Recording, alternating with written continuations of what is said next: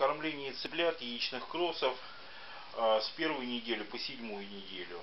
Основная особенность в этот период — это в составе корма должны присутствовать зерновые двух видов. Это пшеница и кукуруза.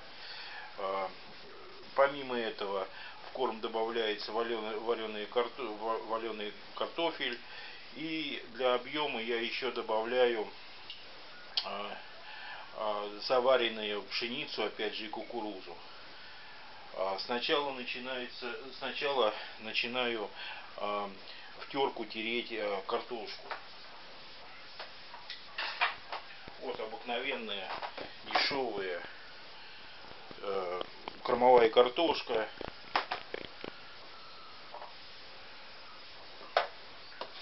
Таким вот образом в терочку трется. Это корм идет, значит, с недели, с 7-дневного возраста до 50 дней. Вот особенность корма этого. Вот несколько картошин сюда я тру.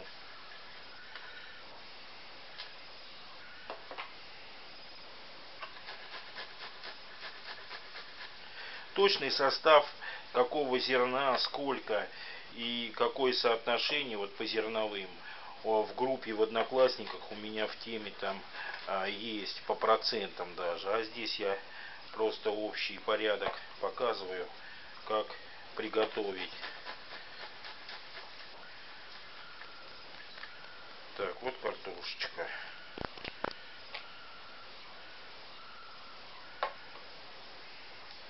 Ну вот столько вот картошка. Дальше, значит, что я делаю? Чтобы терку каждый раз не мыть вот от этой от картошки.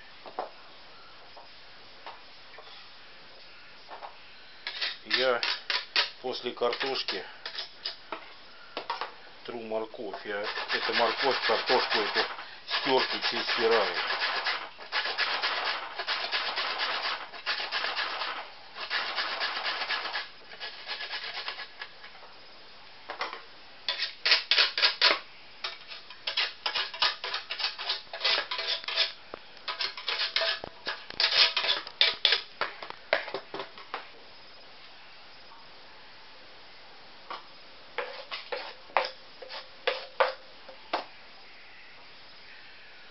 Кожуру они очень любят картофельную.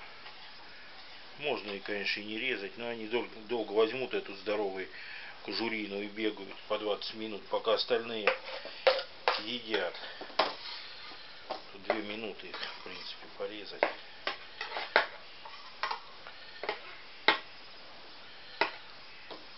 Так.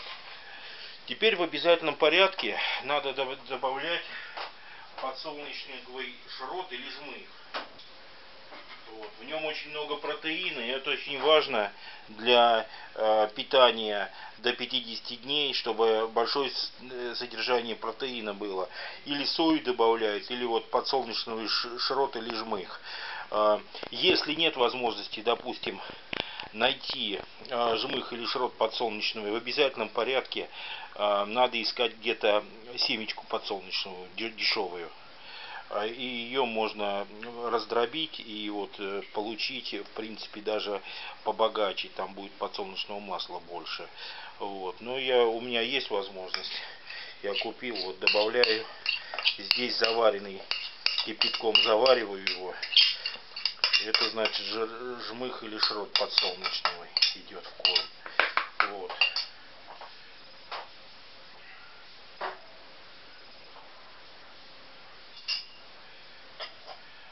Следующий, значит, в составе должна быть рыбная мука. Но у меня лучше, чем рыбная мука. У меня вот есть тут вываренная, хорошо вываренная рыба. Вот, можно рыбки вот это, особенно если маленькие цыплятки. Ну, также есть у меня и мука. Очень много белка в ней. Вот такой вид у нее, рыбной муки. Вот сюда добавляю рыбную муку.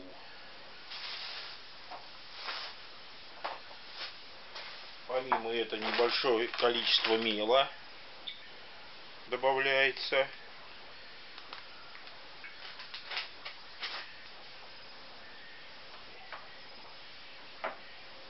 И витамины, микроэлементы все.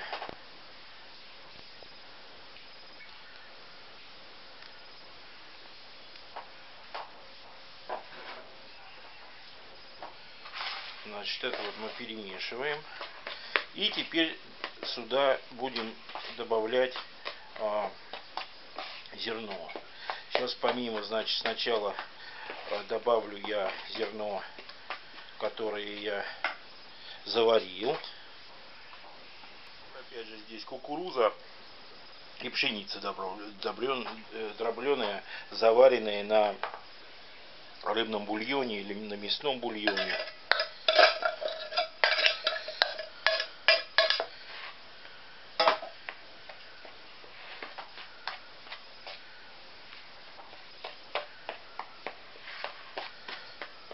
Ну и теперь зерно добавляю. Значит, вот добавляю дробленая пшеница.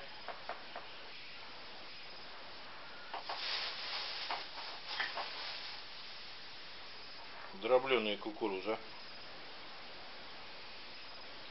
И полкружки дробленый овес. Овес, значит, снижает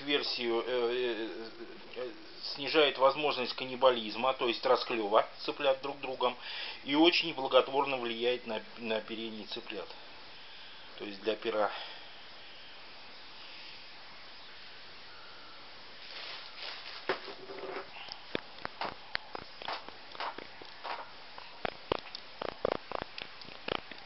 Все, теперь это перемешивается.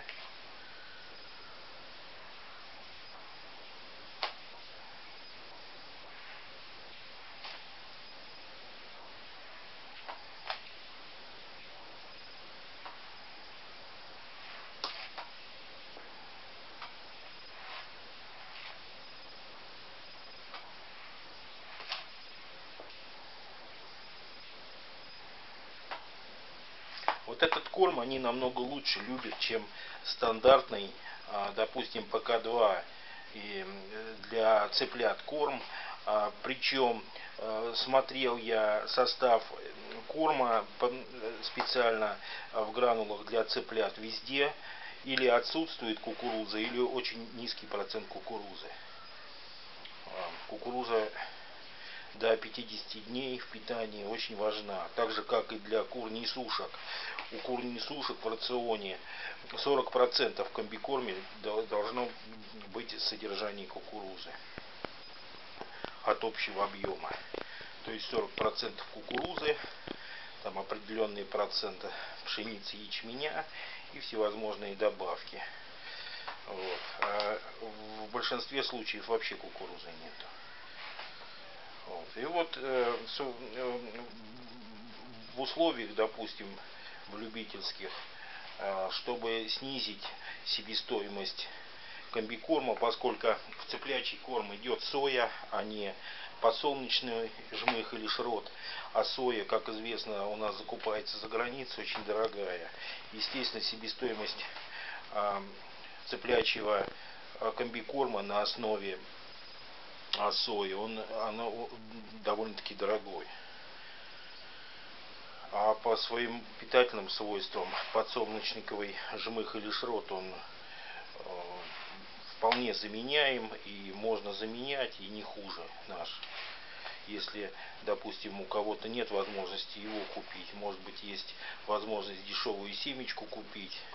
Вот в рационе в питании цыплят это очень-очень важно. Ну вот, в принципе, все готово. Еще одна особенность. Особенность в том, что если, допустим, у цыплятам дается трава, если они на выгуле, это одно. Если, допустим, с травой проблема, то можно немножко травки прям в корм в этот добавлять.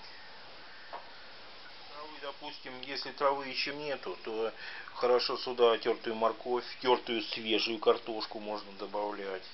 репу можно добавлять. Ну, в общем, те все овощи, капусту можно подрезать, кочерышки тертые, хорошо они тоже употребляют в еду. Вот кочерышка осталась, сразу ее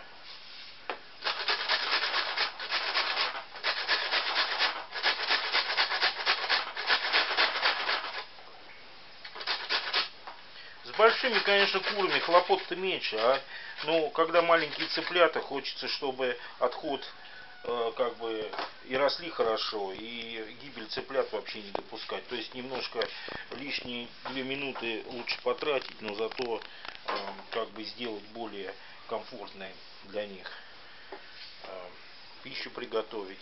Ну и вот можно немножко, если, допустим, выгулу нет, можно немножко травки, очень одуванчика не любят. Конечно, но смотри, не надо мной, вот, к примеру, дочь всегда смеется, говорит, пап, делать тебе нечего. Че, говорит, так брось, они и так все разберутся. Но я вот бывает бросишь, смотришь, они с этим листом 10 минут бегают. Пока эти едят, остальные все повкуснее чего выбирают. Эти 2-3 цыпленка, там, пяток, десяток, с одним листом бегают. Тут 2 минуты, в принципе, ничего сложного нету. Здесь ножик острый. Что трава она есть. Подувать. Очень любят вот они вот эти вот желтые, сами головки.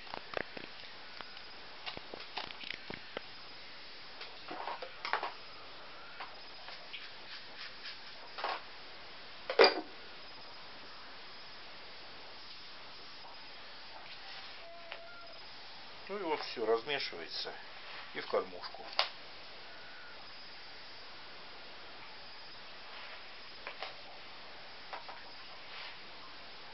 И помимо во вторую кормушку я ставлю еще цыплячий кормом этот ПК-2. Вот, а здесь вроде и картошка, и тут более она. Но это вот лучше, намного лучше. Тот остается корм, этот все сметает. Тут им все вкуснее. Потому что, ну, кто что знает, что там в этот цыплячий корм. Может быть, одно заменит на другой, какое зерно идет. И это, здесь я зерно дроблю сам. А дробленное зерно и комбикорм, он же, естественно, срок годности, поскольку зерно уже нарушена оболочка, может частично и плесень образовываться, то есть питательные свойства у зерна, у дробленого зерна, они со временем ухудшаются, и тоже срок хранения определенный, и в определенных условиях, чтобы не заплесневели ничего. Вот, а здесь я вижу, заканчивается в дробилку, то кукурузу продробишь, то пшеницу, то овес. Все, то есть сам дроблю и сам уже знаю, что все абсолютно свежие у меня, все продукты. Вот, теперь берем кормушку и в кормушку все это накладываем.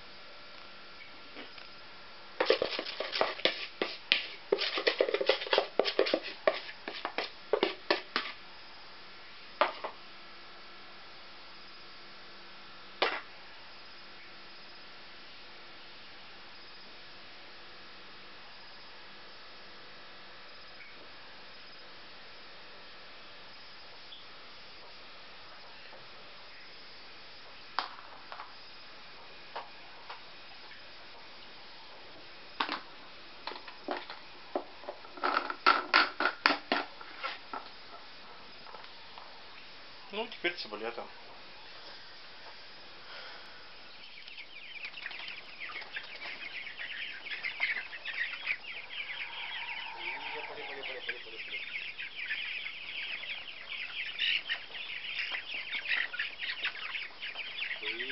Поехали.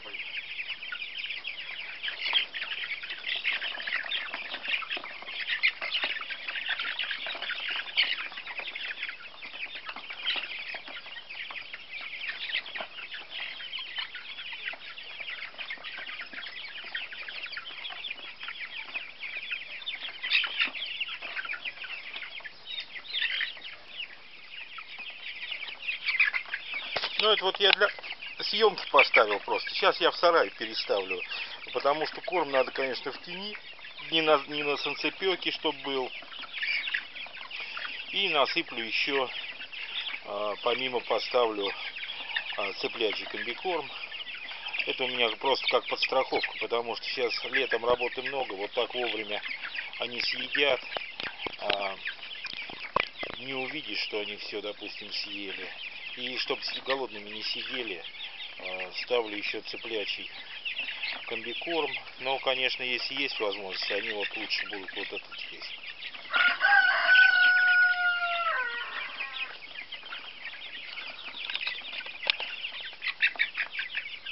Ну вот этим цыплятам сейчас по времени где-то 45 дней.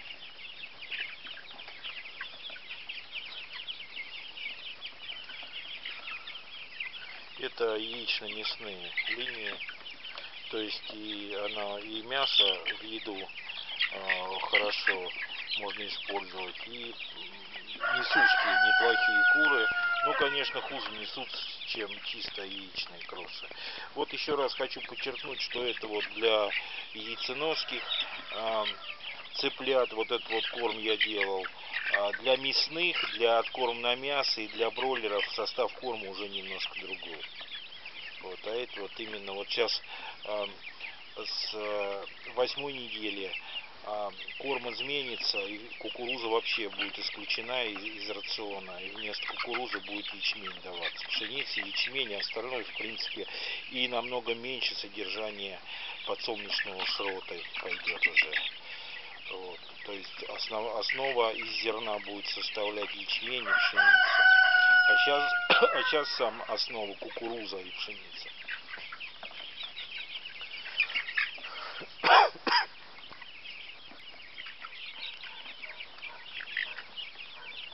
Вот когда потеснее немножко у кормушки, с одной стороны, конечно, прием пищи немножко осложнен, но зато четко выражен хватательный рефлекс. То есть, когда вот все к кормушке лезут, что-то они нашли, они сразу стараются проглотить. Не так они роются в кормушке, как когда, значит, кормушки очень большие, свободные, и мало цыплят у них стоят. Они начинают вот этот корм выкидывать на землю, искать что-то там повкуснее в этом корме. Вот. Так что тут, с одной стороны, конечно, и неплохо в двух бы кормушках поставить, чтобы им лучше доступ обеспечить к корму. Ну а с другой стороны, и место занимает кормушка лишнее. И вот они, я замечал, при таком кормлении, они как-то быстрее стараются то, что нашли, сразу проглотить. У них более естественные такие условия. Где-то что-то вкусное нашел. Сейчас они вот немножечко и все насытятся и уже пойдут дремать. Какие-то дремать пойдут, какие-то тут рыть начнут в этой кормушке, искать что повкуснее себе.